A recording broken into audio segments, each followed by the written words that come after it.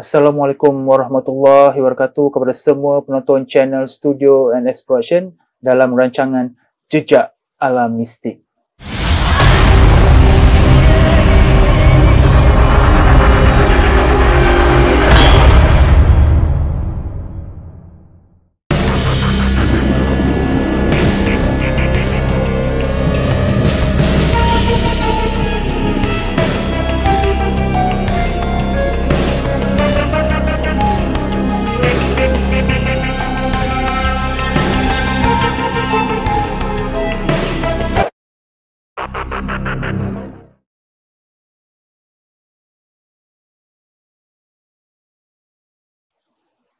Saya, Nazri Saleh Osanda.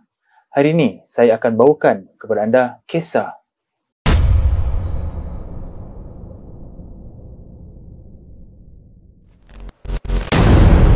sumber maklumat yang kami perolehi dari kaedah ilmu kebatinan secara Islam iaitu Al-Haq.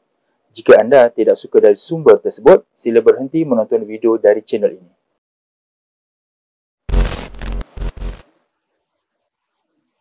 Sebelum anda menonton video di channel ini, bantu saya dengan tidak skip iklan dan jangan lupa like, share dan subscribe channel ini.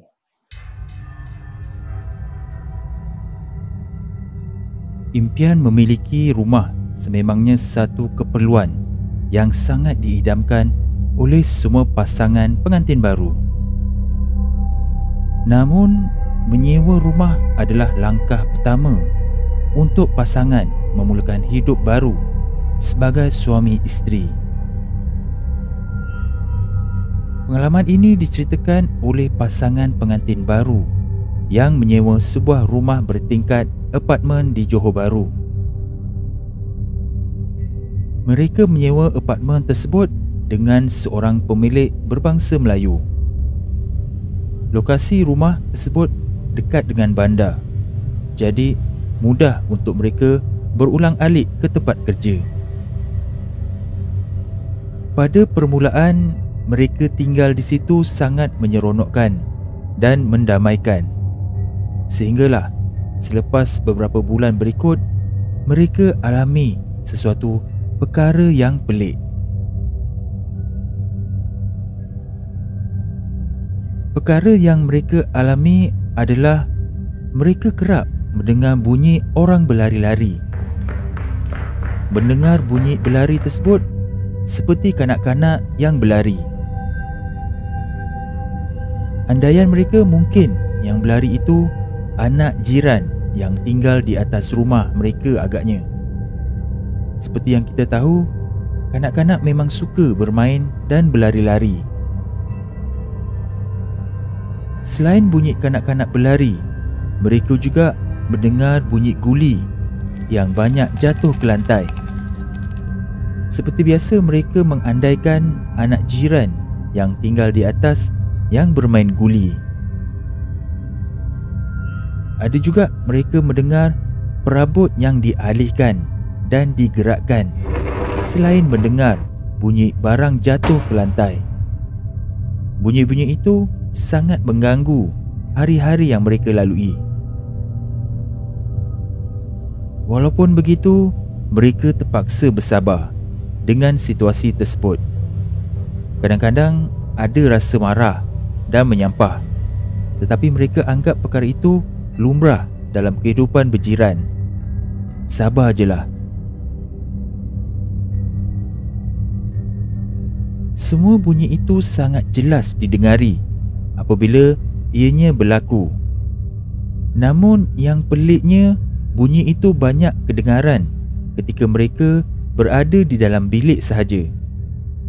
Amat jarang sekali pendengaran bunyi itu apabila mereka berada di ruang tamu atau di bahagian yang lain dalam rumah.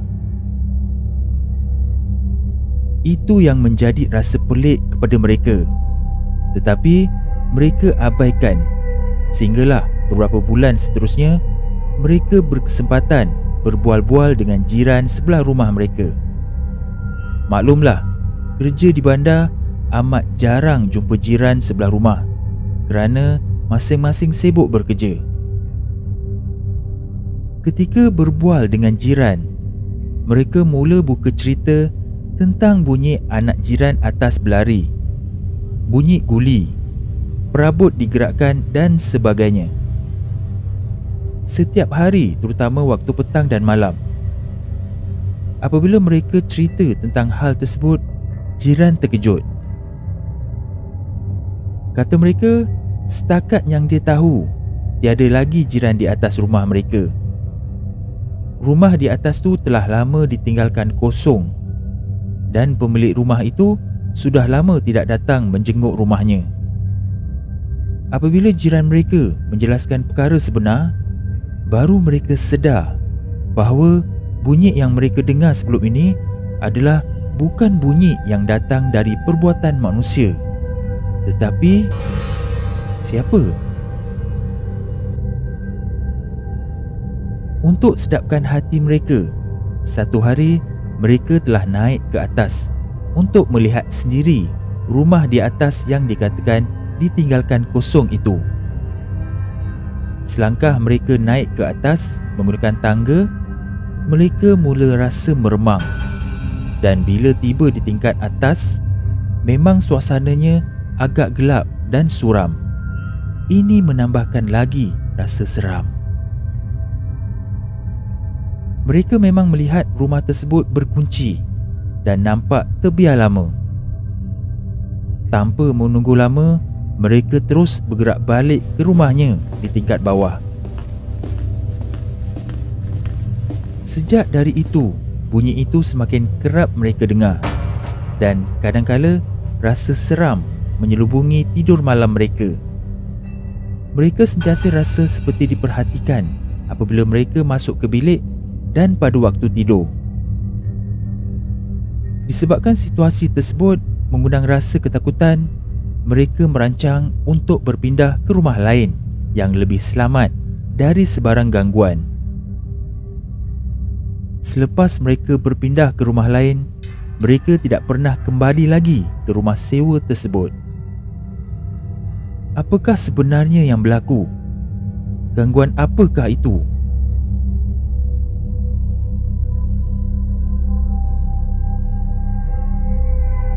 InsyaAllah, dalam video ini saya dan Puan Ita akan menjawab persoalan ini berdasarkan maklumat dari sumber batin.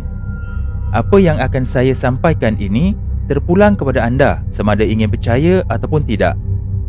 Nasihat saya, semua perkara misteri dan mistik datang dari Allah untuk menguji keimanan dan ketakwaan setiap hamba-hambanya. Hanya kepada Allah saja tempat kita minta petunjuk, perlindungan dan pertolongan.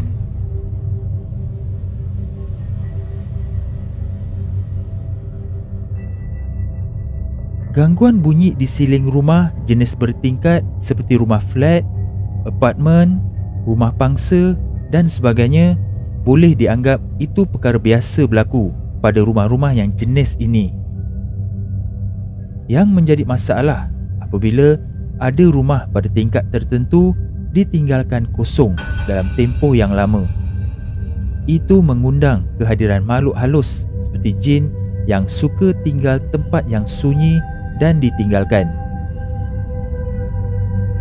Ada beberapa jenis jin seperti yang diriwayatkan dari Abu Talabah radhiyallahu an berkata bahawa Rasulullah SAW telah bersabda, jin itu mempunyai 3 jenis. Satu jenis yang mempunyai sayap yang berterbangan di udara.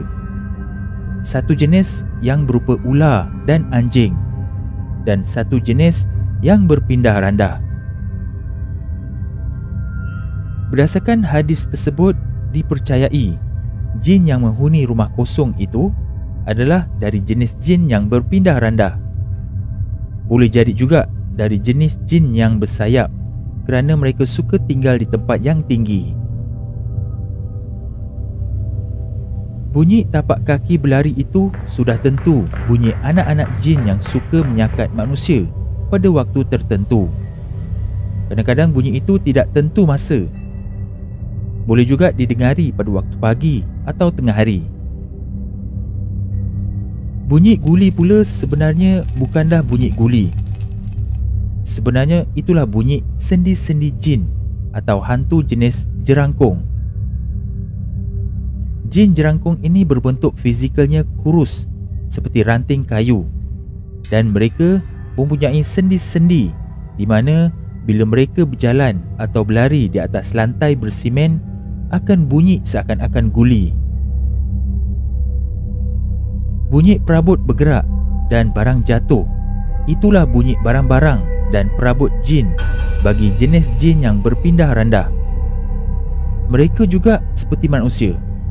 Bila mereka berpindah, mereka akan bawa sekali barang-barang termasuk perabot mereka ke tempat baru. Sebab itu, kadang-kadang bila kita masuk ke rumah atau bangunan yang lama ditinggalkan kosong, kita akan rasa dada sempit dan sukar untuk bernafas, sebab banyak barang-barang jin di sekitar itu yang kita tak nampak.